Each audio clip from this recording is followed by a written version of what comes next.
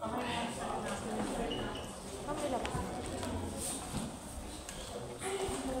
evening, Pasis. We are the Baerwan and we are here to present the El Peripustian. Lights, camera, action.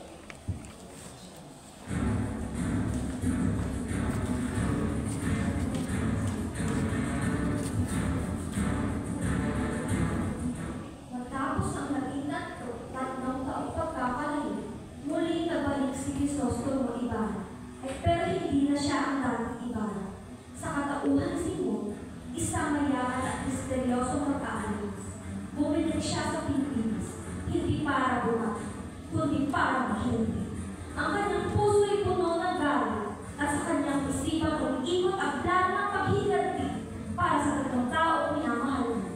Don Rafael, ang kanyang ama, Maria Clara, ang kanyang minamahal, at Elias, ang kanyang nalitapat na kaibigan.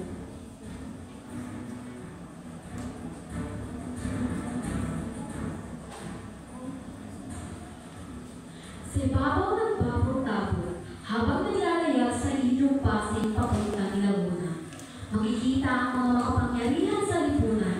May mga sinasabi, may pera at may impluwensya.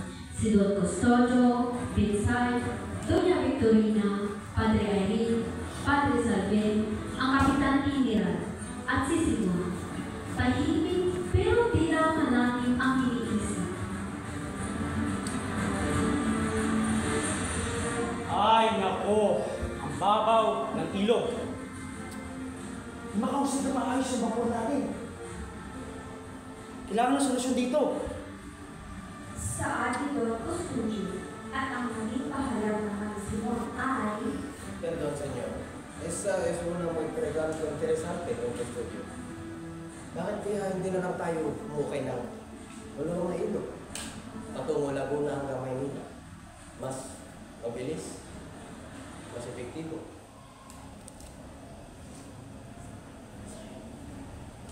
Sa ating Don Custodio at ang naging pahayag naman ni Simon ay...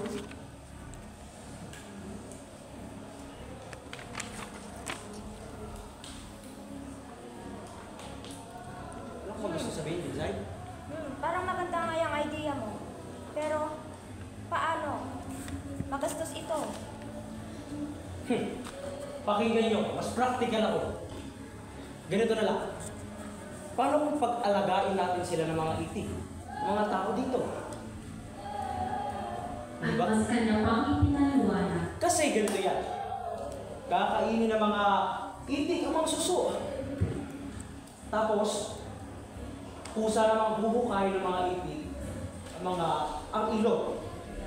Sa pamamagitan nun, may libre na meron ng libreng trabaho para sa mga tao na nag-aalaga ng mga itik. Diba? Isa ito sa magandang solusyon para sa ilog ito. Ngunit sila hindi ito nagustuhan ni Don Custodio. Kaya naman, Ay, may aso. Balot, hindi. Hindi ako papayag. Nagdidila ako sa paganyan. Sira na yung bahay ko. Hehehe. Ako, basta kung ano yung nakabuti, doon ako sasako. matapos ang kanilang pangapag-uusap, tunay na malalim ang iniisip ni Simon at sa kanyang isipan ay, Pero satsak, walang kwenta. Hintayin niyo ako sa aking pagbalik. habang ang barko'y dahan-dahang sumusunod sa inyo, unti-unting lumilinaw ang layunin ni Simon. Hindi na siya si Ibarra. Siya na ngayon ang tao babaliktad sa sistemang bulok sa loob mismo ng lipunan ng makapangyarihan. At ito ay simula pa lang.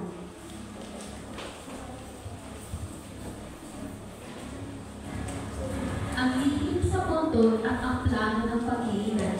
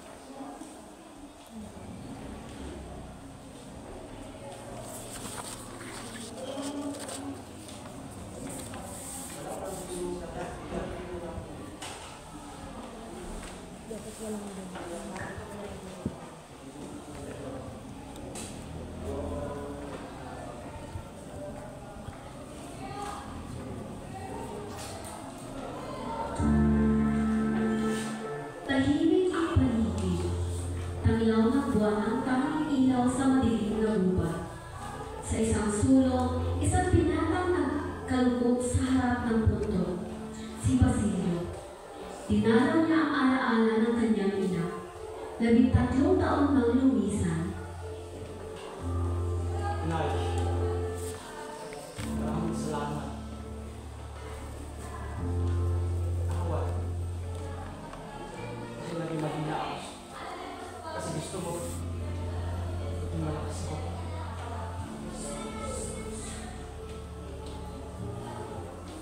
Awan na.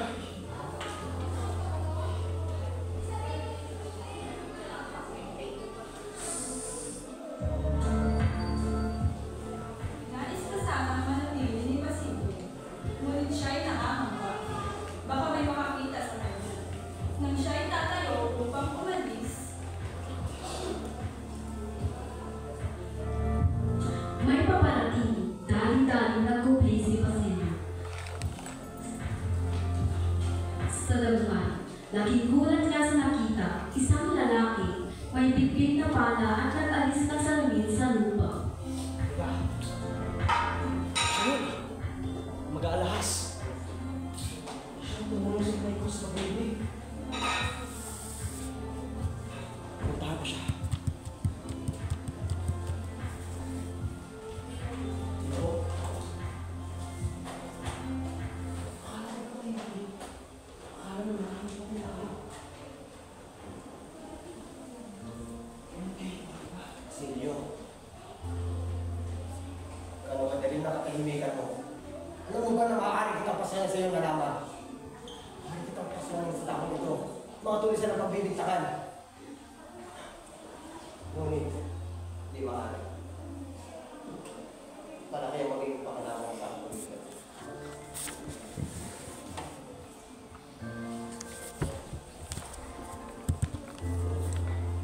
mula roon, pinagtapat ni Simon ang kanyang plano kay Basilio. At dito, bumalik ang alaala. Ang pag-uusap noon nina Simon at Sagani.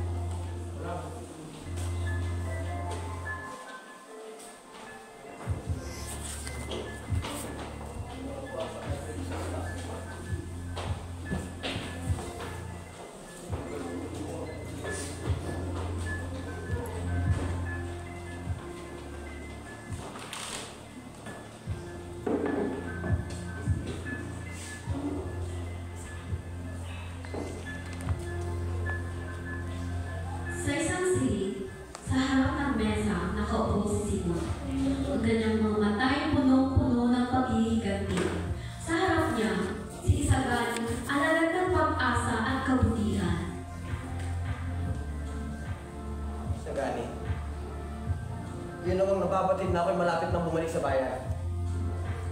Sa aking pagbalik, susupiling ko ang ugat ng kanilang kasakiman! Anong ibig mong gawin? Bubuo silang lahat mula sa itaas pababa. At ako'y walang lalampasan ni isa. Mararamdaman ang bayan ng galit ko. Ngunit, di ba, mas maraming masasaktan pa Inocente? Buhay ang nakataya para sa buhay na kailangan nating baguhin. Di ba, mas maganda na bigyan natin sila ng pag-ibig, ng edukasyon, ng pagkakaisa ng bayan. Ako hindi mo naunawanin sa galing. Edukasyon kailanman hindi magiging sagot. Mga estudyante hindi sila magiging kasagutan sa ating mga problema. Ang pag-ibig, kahinaan. Ang pagkakaisa isang ilusyon.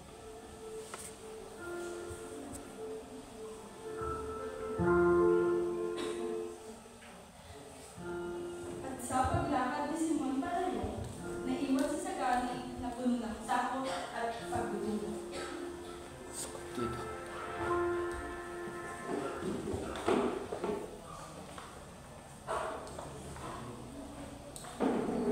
Maaaring ang ibang aking pamamaraan. Ngunit ito hindi para sa akin.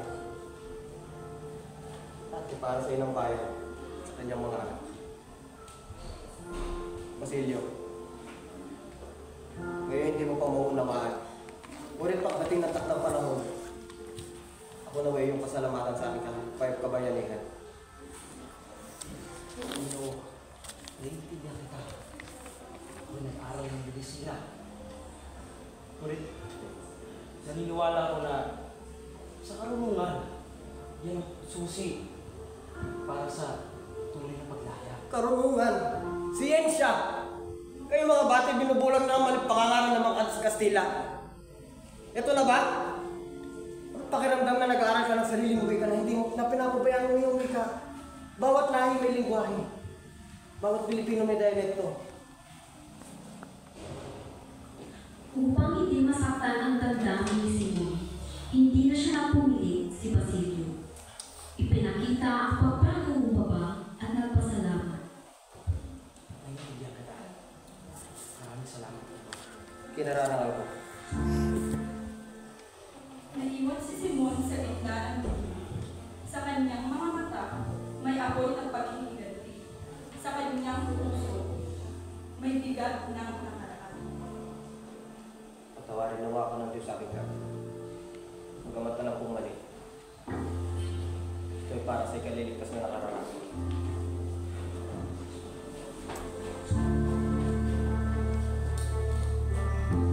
At sa gabing iyon, sa gitna ng katahimikan ng gubat na tanging hampas ng hangin at halagaslas ng dahon ang saksi, dalawang landas ang marahang humiwalay sa isa't isa. Sa isang dako, si Basilio, na ang puso'y naghahangad ng kapayapaan, kaalaman, at isang kinabukasan pinanday ng karunungan.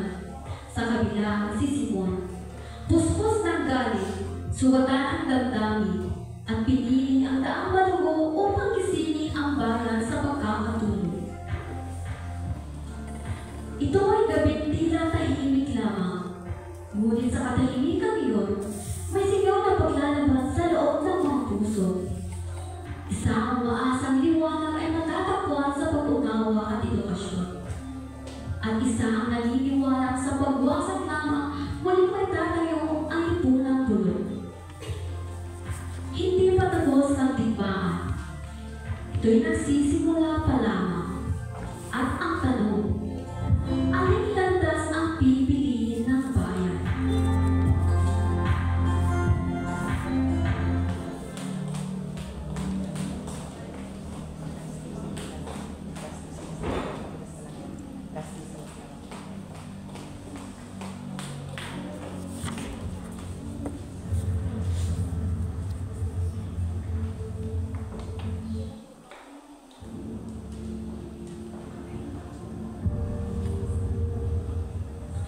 Sa isang malaking bahay na may dalawang palapag sa Maynila, doon nakatira si Macarael, isang mayamang estudyante na wagas siya ang kinuha. Dito rin nakatira ang ilang piling kabataang mag-aaral, puro lalaki, puro may pangarap. Tahimik ang bahay tuwing umaga. Pero pagdating ng alas 10, Oh, halina kayo! Mira! Wala na natin ginagawa sa eskwela kanina. Napapagod na kami ng ating gawain. Talaga naman. Muna! Hoy, meron akong kwento. Ay ako, puro kwento. Wala namang aral. Ngunit ang kasayahan ay naputo sa pagdating ng mga kasapi ng akademya. Tinipon sila ni Macarael upang pag-usapan ang isang mahalagang layunin. Mga kasama, salamat sa pagluto. May dapat tayong pag-usapan. Ang pagbubukas ng paaralan sa pagturo ng wikang Kastila. Tama. Panahon na para ating tinalanin ang ating sarili.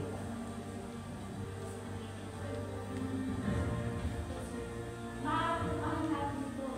Hindi tayo titigil at hindi nila tayo pinakikinggan. Kaya natural ito'y maaprobahan dahil magiging malaki ang aking parte.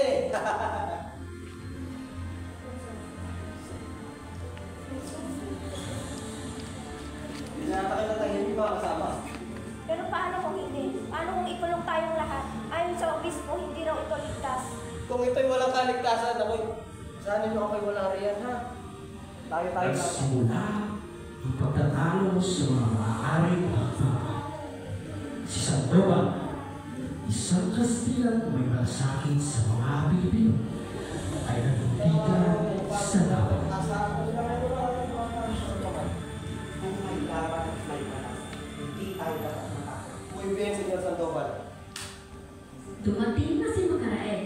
Magising, mayaman, at halatang leader.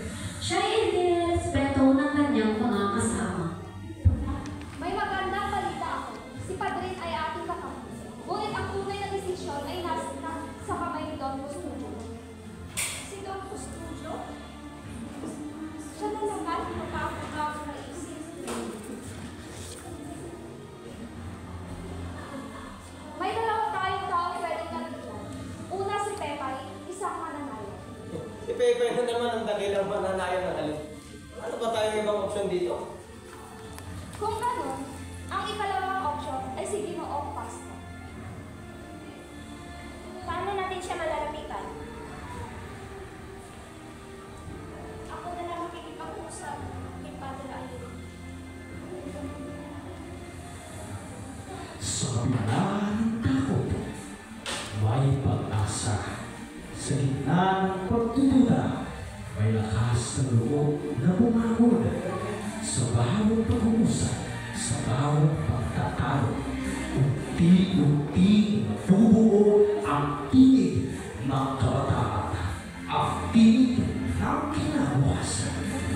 Sa bahay ng estudyante, hindi lang tawanan ang naririnig. Naroon ang ingay ng mga puso may nahaghitan.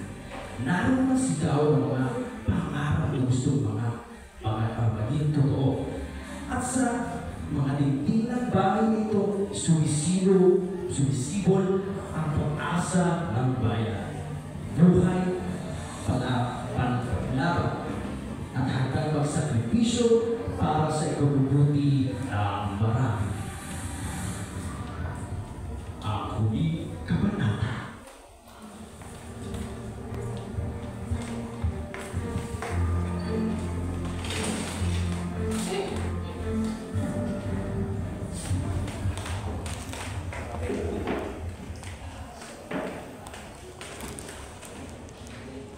Sa katahimikan,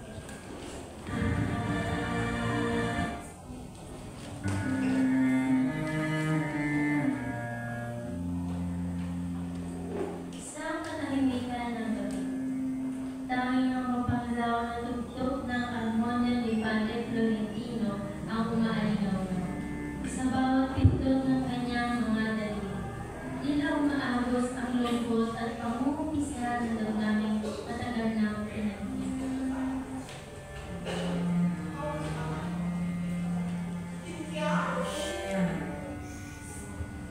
Ngunit biglang natigil ang kanyang pagtugtog. Dumating ang balitang ikinabigyan. Isang telegrama, isang wala. Padre, ito po, agad yung pasabi. Espanyol, Escondido, Casa Padre Florentino, Bajera, Lumetara, Vivo, Amando. Siya, si Simon ang tinutukoy. Dalawang araw na siya nagulong, sugatan, tahimik, hindi niya inusisa. Akala na sugatan lamang sa isang halika. Ngunit ngayon natitiyak na, tumatakas pala siya mula sa batas. Ako na lang din, Padre. Natahimikan lang po ako kailangan. Bakit sa akin siya naglago? Ako isang paring Pilipino na dating nagkilagsay. Ayaw niyang magpagabot sa ospital. Ngunit pumayag na alagaan ni Don Tempucio bago ito malis sa takot na siya ay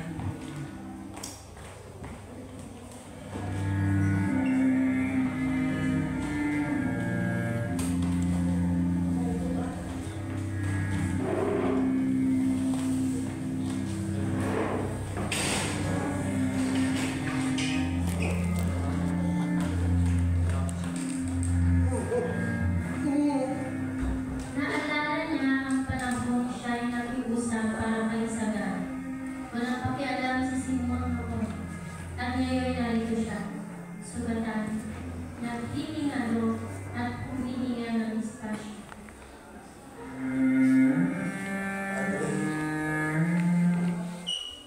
Padre. Kasi ang gawa ko ng Panginoon, Padre. Anak,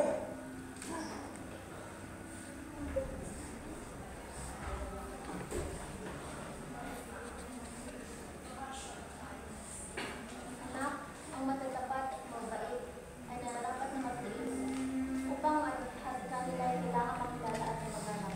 Ang tunay na pagbabago ay hindi na kukuha sa paggamit ng patalim, hindi sa gawa. Padre, dahil ba rito sinisipensya na ako ng Panginoon dahil sa aking mga kasalanan? Dahil mo ba rito wala na akong karapatang iligtas. Ang Diyos ay makatarungan. Siya ay nagpaparusa sa kagawang kasalanan at sa gawang masama. Padre, ito dali mo lang ako sabihin pag iwi ka o nawala.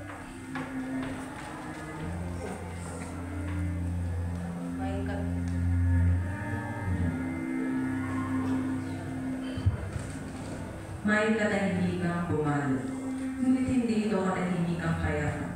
Isa itong katahimikan ng takot at pagsisisi. Ipahami tayo ng gawang masama.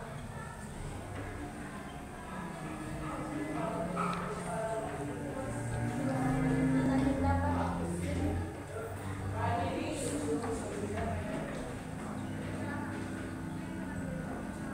Dalawang pisip, isang buntong hinihinga. At sa tahimikan, higit na mahaba, higit na mabigat. Nasaan na ang mga kabataang naglalaan ng pangarap alang-alang sa bayan? Nasaan ang kabataang may sigla ng apoy na patay na sa aming mga puso? O kabataan, kay aming iniintay. Lalo pa ang bahay.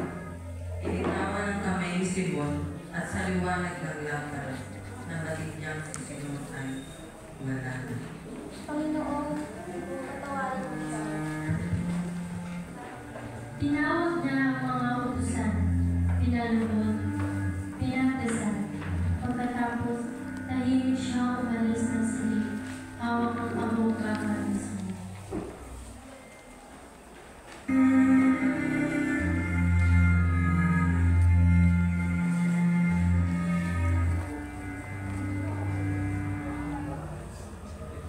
Dinala niya ito sa talampas na langit ng bukuan ni Sagan.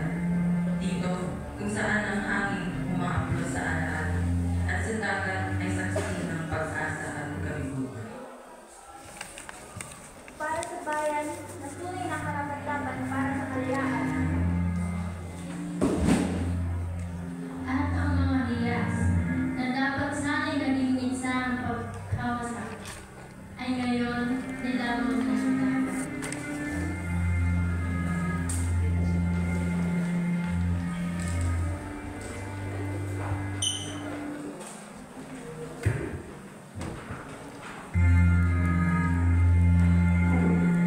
Maraming pumunta ang mga karakter sa ating entablado.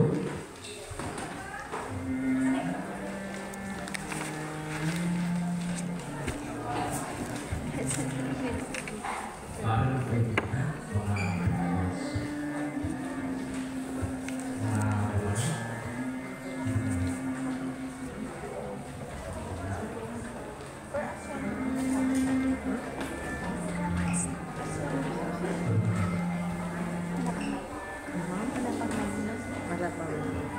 mga gumanap sa kabanata 1. Si Jasper Epa bilang si Simon, si John Mesias bilang si Don Custodio, si Lamne Macmingari bilang si Ben Zaiba, si Mary Joy Campillo bilang si Doña Victorina, si Sikina Apelo bilang si Padre Irene, si Hilda Dr. Edgarly Sanya bilang mga taga-salaysay.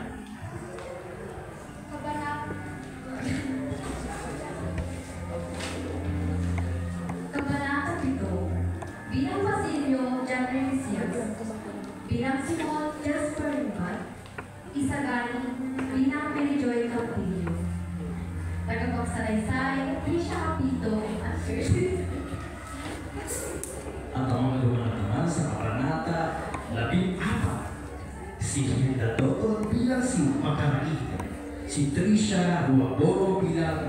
isang kaibigan. Si Benedict Campillo naman bilang si Isagani, si Ariston Maliksay bilang si Sandoval, si Jasper Edward naman bilang si Juanito, si Lovely Miguel naman ay bilang si Peso, si Shekinah Apelo naman ay bilang si Padre Irene, si Tricia Capito, Janelle Salamanca, Arlene Camarillo, Godet Moreno, Judy Castillo, Imelda Guado, at si Raven Dotay, kasama si Teresa Ato at si Ashley Albino ay ang mga estudyante. Kasama dito sina John Renicias at si Kerwin Saligan bilang mga taga-saysay. At ang huling kabanata, Kabanata 30. Ang mga dumana ay si Arlene Camarillo bilang Tiniente, si Stephanie Oxor bilang si Padre Florentino, si Vincent Talon bilang isa sa mga utusan.